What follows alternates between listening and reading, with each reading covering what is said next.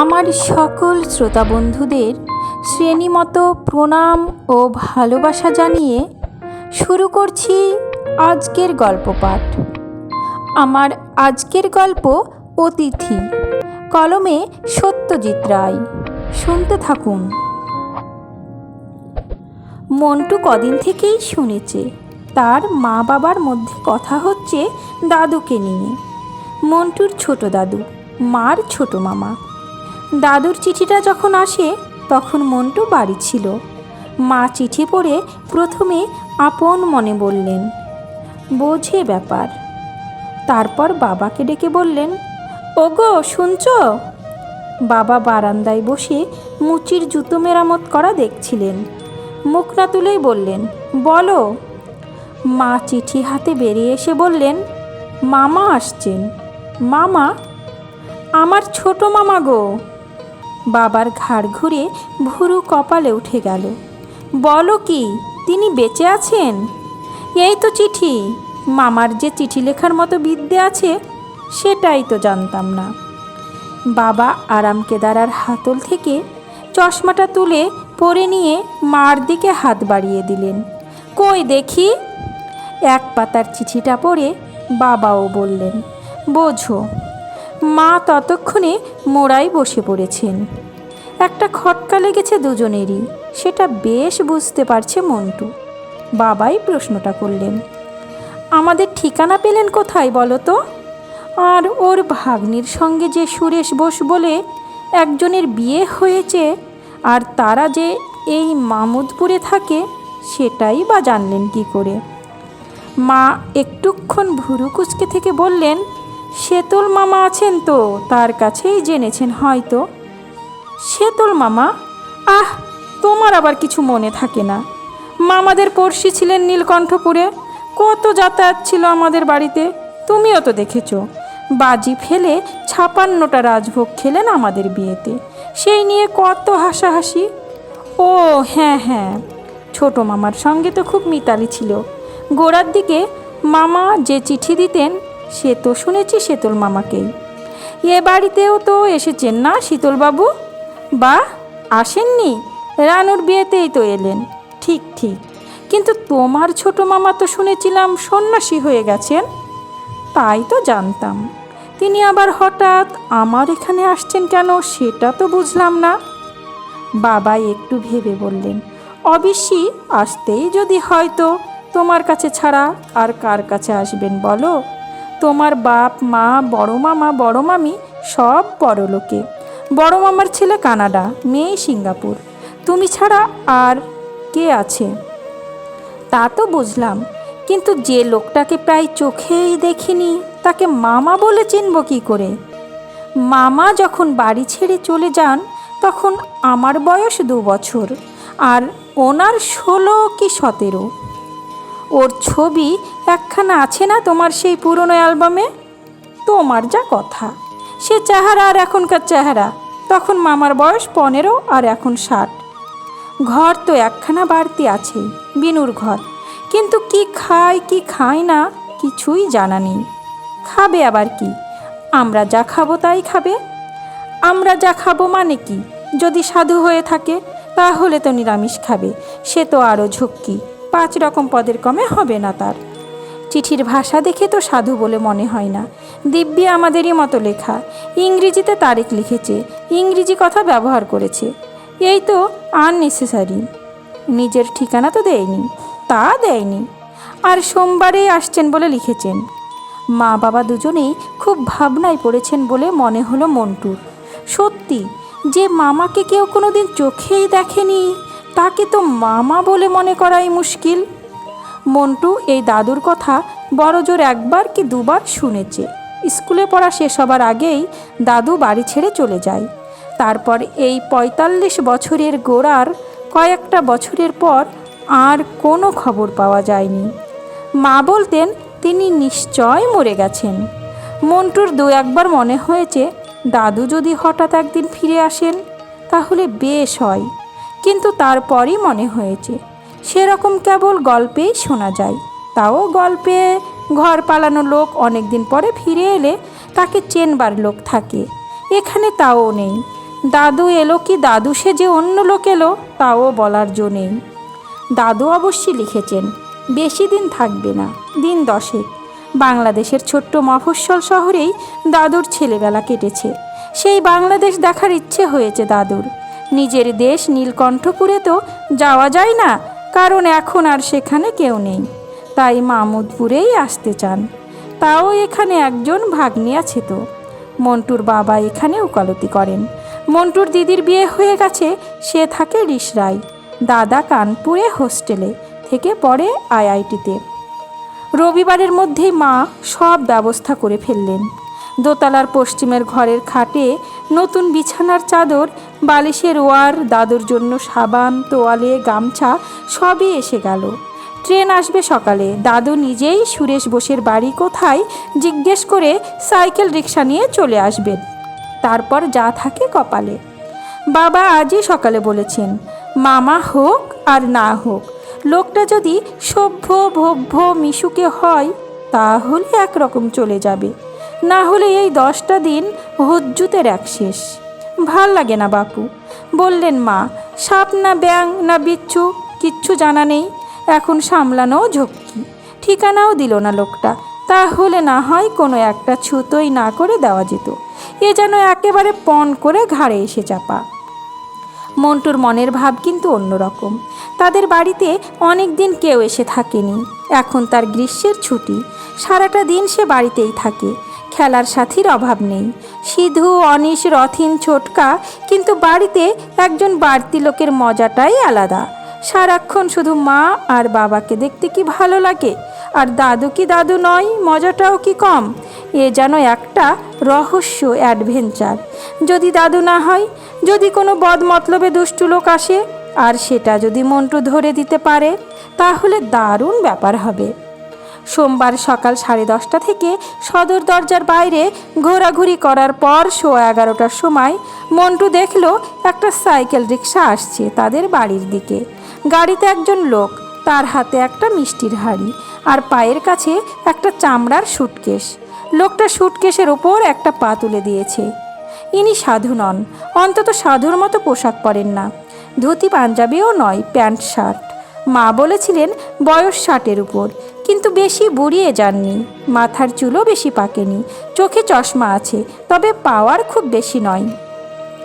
রিকশাকে ভাড়া চুকিয়ে দিয়ে বাক্স মাটিতে নামিয়ে রেখে ভদ্রলোক মন্টুর দিকে ফিরে দেখে বললেন, তুমি কে? দাড়ি গোপ নেই, নাকটা চোখা, চোখ দুটো ছোট হলেও উজ্জ্বল। মন্টু সুটকেসটা হাতে তুলে নিয়ে বলল, আমার নাম সাত্তকী বোস। অর্জুনের সারথি? না, সুরেশ বোসের পুত্র। এই ভারী সুটকেস বইতে পারবে তুমি? ওতে বই আছে কিন্তু। পারবো, তবে চলো। ভিতরের বারান্দায় উঠতে মা এগিয়ে এসে প্রণাম করলেন ভদ্রলোককে। ভদ্রলোক মিষ্টির হাঁড়িটা মার হাতে দিয়ে বললেন, তোমার নাম সুহাসিনী তো? হ্যাঁ। তোমার স্বামী তো উকিল, সে বোধহয় কাজে বেরিয়েছে। হ্যাঁ, এইভাবেই এসে পড়লাম। খুব কিন্তু বোধ করছিলাম জানো, কিন্তু শেষে মনে হলো 10 হয়তো এই বুড়োকে বরদাস্ত করতে তোমাদের খুব অসুবিধে হবে না। তাছাড়া শীতলদা তোমাদের এত প্রশংসা করলেন, কিন্তু বুঝতেই তো পারি আমি যে সত্যি তোমার মামা তার তো কোনো প্রমাণ নেই। কাজেই সেদিক দিয়ে আমি কিছু দাবিও করব না। একজন বুড়ো মানুষকে আশ্রয় দিলে কটা দিনের জন্য এইটেই ভেবে নিতে হবে তোমাদের। মন্টু লক্ষ্য করছিল যে মা মাঝে মাঝে আর চোখে দেখছেন ভদ্রলোকের দিকে। এবার বললেন, আপনি চান টান করবেন তো? খুব বেশি যদি অসুবিধে না হয়। না না, অসুবিধে কেন? মন্টু, দোতলায় নিয়ে গিয়ে দেখিয়ে দাও চানের ঘরটা। আর আপনি কি খান টান সে তো জানা নেই, তাই আমি সর্বভুক, যা দেবে তাই খুশি মনে খাবো। কথাটা বাড়িয়ে বলছি না। তুমি স্কুলে পড়ো?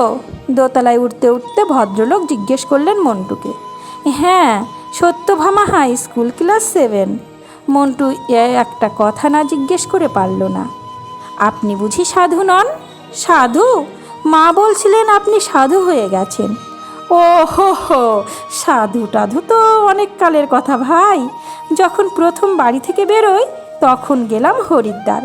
বাড়িতে ভালো লাগতো না, তাই বেরিয়ে পড়লাম। একজন সাধুর কাছে গিয়েছিলাম বটে, কিছুদিন ঋষিকেশে, তারপর সেখানেও আর ভালো লাগলো না, তাই বেরিয়ে পড়লাম। তারপর সাধু টাধুর কাছে আর যাইনি। দুপুরে খাবার যা ছিল সেটা ভদ্রলোক সত্যিই বেশ খুশি মনে চেঁচে পুছে খেলেন। আমিষে কোনো আপত্তি নেই, মাছ ডিম দুইই খেলেন। মন্টুর মনে হলো মা একটু নিশ্চিন্ত হয়েছেন। মন্টুর যদিও ভদ্রলোককে দাদু বলতে ইচ্ছে করছিল, সে লক্ষ্য করল মা একবারও মামা বললেন না। যখন দইয়ের প্লেটটা পাতে তুলছেন ভদ্রলোক, তখন যেন কতকটা কথা বলার জন্যই মা বললেন, বাংলা রান্না অনেক দিন খাওয়া হয়নি বোধ হয়। ভদ্রলোক হেসে বললেন, গত দুদিনে কলকাতায় খেয়েছি, তার আগে কতদিন খাইনি বললে বিশ্বাস করবে না। মা আর কিছু বললেন না। মন্টুর ইচ্ছে হচ্ছিল যে জিজ্ঞেস করে বাংলা রান্না খাননি কেন, কোথায় ছিলেন আপনি এতদিন, কিন্তু শেষ পর্যন্ত সেটা আর জিজ্ঞেস করল না। ভদ্রলোক যদি ধাপ্পাবাজ হয়ে থাকেন, তাহলে তাকে গুল মারার সুযোগ দেওয়াটা কোনো কাজের কথা নয়। উনি নিজে যদি বলতে চান তো বলুন, কিন্তু উনি নিজেও কিছু বললেন না। 40 বছরের উপর যে লোক নিরুদ্দেশ ছিল, তার তো অনেক কিছুই বলার থাকা উচিত। তাহলে এ লোক এত চুপচাপ কেন? বাবার গাড়ির আওয়াজ যখন পেল মন্টু, তখন সে দোতলায়।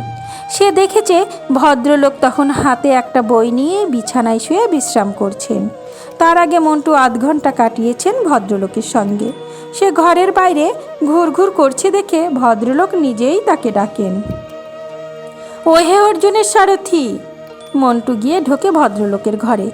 এসো আমার কাছে, বললেন ভদ্রলোক, তোমাকে কিছু জিনিস দেখাই। মন্টু খাটের পাশে গিয়ে দাঁড়ালো। এটা কি জিজ্ঞেস করলেন ভদ্রলোক। একটা তামার পয়সা। কোথাকার? মন্টু পয়সার গায়ে লেখাটা পড়তে চেষ্টা করে পারল না। এটাকে বলে লেপটা, গ্রিস দেশের পয়সা। আর এটাও মন্টু বলতে পারল না। এটা তুর্কির পয়সা, 1 কুরু। আর এটা রোমানিয়ার পয়সা, একে বলে বনি। এটা ইরাকের ফিল। এছাড়া আরও 10 দেশের 10 রকমের পয়সা মন্টুকে দেখালেন ভদ্রলোক। তার একটাও মন্টু আগে কখনো দেখেওনি, তার নামও শুনিনি। এগুলো সব তোমার জন্য। মন্টু অবাক। ভদ্রলোক বলেন কি? অনিশের কাকাও পয়সা জমান। উনি মন্টুকে বুঝিয়েছেন, যারা এ কাজটা করেন তাদের বলে নিউমিসম্যাটিস্টস। কিন্তু অনিশের কাকার মোটেই এত রকম পয়সা নেই, সেটা মন্টু জানে। আমি তো জানতাম যেখানে যাচ্ছি সেখানে আমার একজন নাতি আছে, তার জন্যই এনেছি এসব পয়সা। মন্টু মহাফুর্তিতে পয়সাগুলো নিয়ে নিচে নেমে এলো মাকে দেখাতে। ঘরে ঢুকতে গিয়ে বাবার গলা পেয়ে সে থেমে গেল। এই লোকটার বিষয় কথা বলছেন বাবা। 10 দিনটা বাড়াবাড়ি। ওকে পরিষ্কার করে বুঝিয়ে দিতে হবে যে আমাদের মনে সন্দেহ আছে। অতিরিক্ত খাতির না করলে ভদ্রলোক আপনিই মানে মানে বিদায় নেবেন। আর কোনো রকম রিস্ক নেওয়ার কোনো প্রশ্নই উঠতে পারে না। আজ সুধীরের সঙ্গে কথা বলছিলাম, সেও অ্যাডভাইস দিল আলমারি টালমারি সব ভালো করে বন্ধ করে রাখবে। মন্টু তো সব সময় পাহারা দেবে না, তার বন্ধু বান্ধব আছে, খেলাধুলা আছে। আমি কাজে বেরিয়ে যাব বাড়িতে, তুমি আর সদাশিব। সদাশিব কাজ না থাকলেই ঘুমোই। তুমিও যে দুপুরে ঘুমোও না তা তো নয়। একটা কথা তোমায় বলি, বললেন মন্টুর মা। কি? এনার সঙ্গে কিন্তু মায়ের আদল আছে। তোমার তাই মনে হলো? সেই রকম টিকালো নাক, চোখের চাহনিও সেই রকম। আহা, আমি তো বলছি না ইনি তোমার মামা নন, কিন্তু মামা লোকটি কেমন তা তো কিছুই জানি না আমরা। লেখাপড়া করেননি, কোনো ডিসিপ্লিন নেই, ছন্ন ছাড়া জীবন। আমার মোটেই ভালো লাগছে না ব্যাপারটা। বাবার কথা থামলে পর মন্টু ঘরে ঢুকলো। এই ঘন্টা কয়েকের মধ্যে মন্টুর ভদ্রলোককে বেশ ভালো লেগে গেছে। বাবার কথাগুলো সে পছন্দ করেনি। হয়তো পয়সাগুলো দেখলে বাবার মনটা ভদ্রলোকের প্রতি একটু নরম হবে। এই কয়েন উনি দিলেন। মন্টু মাথা নেড়ে হ্যাঁ বলল। উনি কি এসব জায়গায় গেছেন বলে বললেন নাকি? না, তা তো বলেননি। তাও ভালো, এ জিনিস কলকাতায় কিনতে পাওয়া যায়, চৌরঙ্গিতে দোকান আছে। 4:30 নাগাদ দোতলা থেকে নেমে এলেন ভদ্রলোক। তারপরেই বাবার সঙ্গে আলাপ। আপনার ছেলের সঙ্গে আমার খুব ভাব হয়ে গেছে, বললেন ভদ্রলোক। হ্যাঁ, ও তাই বলছিল। মায়ের মতো বাবাও ঘন ঘন দৃষ্টি দিচ্ছেন ভদ্রলোকের দিকে। আমি দেখেছি কম বয়সী ছেলেদের সঙ্গে আমার খুব চট করে ভাব হয়ে যায়। ভবঘুরেদের বোধহয় ওরাই সবচেয়ে ভালো বোঝে। আপনি বুঝি সারা জীবনই ঘুরেছেন? তা ঘুরেছি, এক জায়গায় বসে থাকা ধাতে ছিল না আমার। আমরা আবার গুছানো জীবনটাই বুঝি। উদ্দেশ্যহারাভাবে ঘোরাঘুরি আমাদের পোষায় না। রোজগার আছে, সংসারের দায়িত্ব আছে, সন্তান পালন আছে। আপনি তো বিয়ে করেননি? না। ভদ্রলোক একটু চুপ থেকে বললেন, সুহাসিনীর বোধহয় মনে নেই। ওর এক প্রমাতামহ আমার এক দাদু, তারও ঠিক এই প্রবৃত্তি ছিল। উনি 13 বছর বয়সে ঘর ছাড়া হন। আমি তো অল্প দিনের জন্য হলেও ফিরেছি, উনি আর একেবারেই ফেরেননি। মন্টু দেখল বাবা মার দিকে ফিরলেন। এটা জানতে তুমি? জানলে এখন আর মনে নেই, বললেন মা। বিকেলে চা খাবার পর এক ব্যাপার হলো। মন্টুর বন্ধুরা কদিন থেকেই শুনছে যে সোমবার তার এক দাদু আসবে, যাকে দাদু বলে চেনার কোনো উপায় নেই। তারা ভারী কৌতূহলী হয়ে এলো সেই দাদুকে দেখতে। 4-5টি 10-12 বছরের ছেলেকে একসঙ্গে দেখে দাদুও খুব খুশি। সবাইকে নিয়ে তিনি বেরিয়ে পড়লেন। লাঠি হাতে নিয়ে মিত্তিরদের বাড়ি পেরিয়ে মাঠটার একধারে কদম গাছটার তলায় বসে দাদু বললেন, তুয়ারেগ কাদের বলে জানো? সকলেই মাথা নেড়ে না বললেন। দাদু বললেন, সাহারা মরুভূমির, জানো তো? সেই সাহারায় তুয়ারেগ বলে একরকম যাযাবর জাতি বাস করে। দরকার হলে তারা দস্যু বৃত্তি করে। সেই তুয়ারেগের কবলে পড়ে একজন লোক কিভাবে রক্ষা পেয়েছিল, বুদ্ধির জোরে সে গল্প বলি তোমাদের। দাদুর গল্প ছেলের দল মন্ত্রমুগ্ধের মতো শুনল।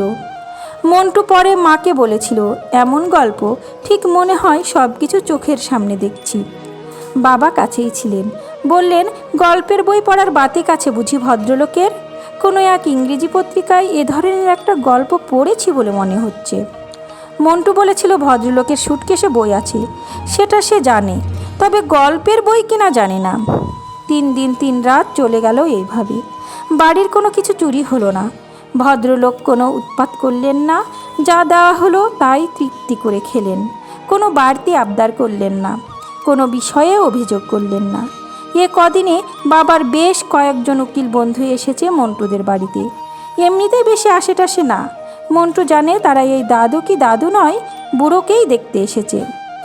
মা বাবাকে দেখে মনে হয় তারা মোটামুটি বুড়োকে মেনেই নিয়েছেন। বাবাকে তো একদিন বলতেই শুনেছে মন্টু, লোকটা সাদা সিধে, এটা বলতে হবে।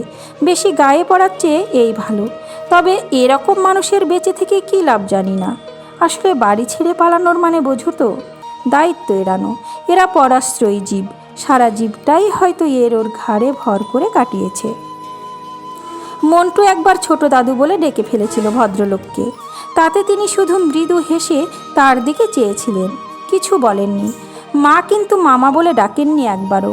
মন্টু সে কথা বলাতেই মা বলেছেন, তাতে ভদ্রলোক খুব একটা দুঃখ পাচ্ছেন বলে তো মনে হচ্ছে না। আর মামা যে ডাকবো, তারপর যদি বেরোয় মামা নন, তাহলে কি অপ্রস্তুতের ব্যাপার বলো তো? 4 দিনের দিন ভদ্রলোক বললেন, আজ একটু বেরোবেন? নীলকণ্ঠপুর বাস যায় না? বাবা বললেন, তা যায়, বাজার থেকে 1 ঘন্টা অন্তর অন্তর বাস ছাড়ে। তাহলে ভাবছি জন্মস্থানটা একবার দেখে আসব। ফিরতে অবশ্যই বিকেল হয়ে যাবে। খেয়ে যাবেন তো? প্রশ্ন করলেন মন্টুর মা। না, সকাল সকাল বেরিয়ে পড়াই ভালো।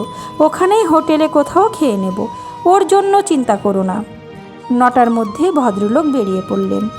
দুপুরে মন্টু আর লোভ সামলাতে পারল না। ভদ্রলোকের ঘর খালি। ওর সুটকেসটায় কি বই আছে সেটা দেখার শখ অনেক দিন থেকেই। বাবা নেই, মা একতলায় বিশ্রাম করছেন। মন্টু গিয়ে ঢুকলো ভদ্রলোকের ঘরে। সুটকেসের তালা নেই, চুরির ভয়টা নেই ভদ্রলোকের, সেটা বোঝাই যাচ্ছে। মন্টু সুটকেসের ডালাটা তুলল, কিন্তু কোথায় বই? বই তো নেই। খাতা, খান 30 নানা রকমের খাতা, তার মধ্যে 10-12টা বাঁধিয়ে নেওয়া হয়েছে। কিন্তু খাতা খুলল মন্টু। পরিষ্কার ঝকঝকে বাংলা হাতের লেখা, পড়তে কোনো অসুবিধে নেই। মন্টু খাটের ওপর উঠল খাতাটা নিয়ে, আর পর মুহূর্তেই নেমে আসতে হলো। তার অজান্তে মা উপরে উঠে এসেছেন। ও ঘরে কি হচ্ছে মন্টু? ওনার জিনিসপত্র ঘাটাঘাটি করছো বুঝি? মন্টু সুবোধ বালুকের মতো খাট থেকে নেমে এসে ছুটকেসে খাতাটা রেখে দিয়েই ঘর থেকে বেরিয়ে এলো। যাও, নিজের ঘরে যাও, পরের জিনিস ঘাটতে নেই। নিজের বই পড়ো গিয়ে। 6টার একটু পরেই ফিরে এলেন ভদ্রলোক। রাত্রিরে খাবার সময় মন্টুর মা বাবাকে বেশ খানিকটা অবাক করে দিয়ে ভদ্রলোক বললেন, তিনি কালই ফিরে যাচ্ছেন। তোমাদের অতিথেয়তার তুলনা নেই, কিন্তু আমার পক্ষে এক জায়গায় বেশি দিন থাকা পোষায় না। বাবা মা যে খবরটা শুনে অখুশি নন এটা মন্টু জানে, যদিও তার নিজের মনটা খারাপ হয়ে গেছে। বাবা বললেন, আপনি কি কলকাতায় যাবেন এখান থেকে? হ্যাঁ, তবে সেও বেশি দিনের জন্য নয়, সেখান থেকে অন্য কোথাও পাড়ি দেব। কারোর গলগ্রহ হয়ে থেকে অভ্যাস নেই, আমি সেই বাড়ি ছাড়ার পর থেকেই স্বাধীন। মা বললেন, গলগ্রহ বলছেন কেন? আমাদের তো কোনো অসুবিধে হচ্ছিল না। খানিকটা যে হচ্ছিল সেটা মন্টু জানে, কারণ সে এর মধ্যেই একদিন বাবাকে বলতে শুনেছে যে এই বাজারে একজন বাড়তি লোকের পিছনে খরচ অনেক। এবার মন্টু আর বাবা দুজনেই গেল ভদ্রলোককে স্টেশনে পৌঁছাতে, বাড়ির গাড়িতে করে। মন্টু জানে যে ট্রেন যখন ছাড়ল তখন অবধি বাবার মনে সন্দেহ আছে, যিনি এসে রইলেন এতদিন তিনি সত্যি করেই মন্টুর দাদু কিনা। 7 দিন পর আরেক বৃদ্ধ এসে হাজির হলেন মন্টুদের বাড়িতে। ইনি মন্টুর মায়ের সেতল মামা। একে এর আগে একবারই দেখেছে মন্টু দিদির বিয়েতে। সে কি সেতল মামা, হঠাৎ কি মনে করে? একটা কর্তব্য সারতে এসেছি রে, একটা নয় দুটো, নইলে এই বুড়ো বয়সে আজকের দিনে এমনি এমনি কেউ প্যাসেঞ্জার ট্রেনে পাড়ি দেয়? দুপুরে খাবো কিন্তু। নিশ্চয় খাবেন, কি খেতে মন চাই বলুন, এখানে সব পাওয়া যায়, কলকাতার মতো নয়। দাঁড়া আগে কাজগুলো সারি। কাঁধে ঝোলানো থলি থেকে ভদ্রলোক একটা বই বার করলেন। এ বইয়ের নাম শুনছিস তো? মা বইটা হাতে নিয়ে বললেন, কই না তো। পুলিন তোদের বলেনি সেটা জানি।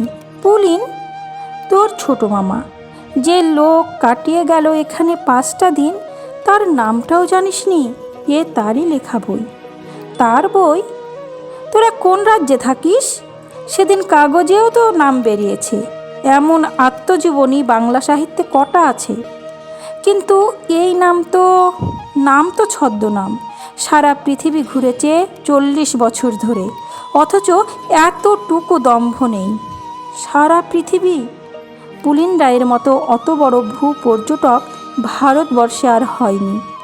আর সব নিজের রোজগারের পয়সা। খালাসিগিরি থেকে শুরু করে কুলিগিরি, কাঠের মজুরি, খবরের কাগজ বিক্রি, দোকানদারি, লরির ড্রাইভারি, কোনো কাজ সে বাদ দেয়নি। তার অভিজ্ঞতার কাছে গল্প হার মেনে যায়। সে বাঘের কবলে পড়েছে, সাপের ছোবল খেয়েছে, সাহারায় দস্যুদের হাত থেকে রেহাই পেয়ে এসেছে, জাহাজ ডুবি থেকে সাঁতরে উঠেছে। 39-এ সে ভারতবর্ষ ছেড়ে আফগানিস্তানের ভেতর দিয়ে বেরিয়ে পড়ে। সে বলে, বাপের বাড়ির মায়া একবার কাটাতে পারলে সারা পৃথিবীটাই হয়ে যায় নিজের ঘর। সাদা কালো, ছোট বড়, জঙ্গলি সভ্য সব এক হয়ে যায়। কিন্তু এসব আমাদের বললেন না কেন? তোদের মতো ঘর কোনো কুপমণ্ডুক কি এসব কথা বিশ্বাস করত? সে আসল কি নকল তাই তোরা ঠিক করতে পারিসনি, তাকে মামা বলে ডাকতে পারিসনি, আর এত কথা সে বলতে যাবে তোদের? ইস, আবার ডেকে আনা যায় না মামাকে? ওহ, পাখি উড়ে গেছে। বললে বালিদ্বীপটা দেখা হয়নি, সেখানে যাবার চেষ্টা করবে। এই বইটা তোদের দিয়ে গেছে। তোদের ঠিক দেয়নি, দিয়েছে দাদুকে। বললে ওর মনটা এখনও কাঁচা, ওতেই ছাপটা পড়বে ভালো। তবে ওর আসল পাগলামোর কথাটা বলিনি এখনও। ওকে পই পই করে বললাম যে আর কটা দিন থেকে যাও, এ বই নির্ঘাত পুরস্কার পাবে। একাডেমি 10,000 টাকা দিচ্ছে আজকাল। সে কিছুতেই শুনলে না। বললে টাকা যদি আসে তো মামুদপুরে আমার ভাগ্নিকে দিয়ে দিও, সে খুব যত্ন নিয়েছে আমার। শুধু মুখে বলা না, কাগজে লিখে দিলে এই নে সেই টাকা। মা সেতল মামার হাত থেকে খামটা নিয়ে চোখের জল মুছতে মুছতে ধরা গলায় বললেন, বোঝো ব্যাপার। সমাপ্ত। গল্প অতিথি। কলমে সত্যজিৎ রায়, কণ্ঠে আমি রোজি।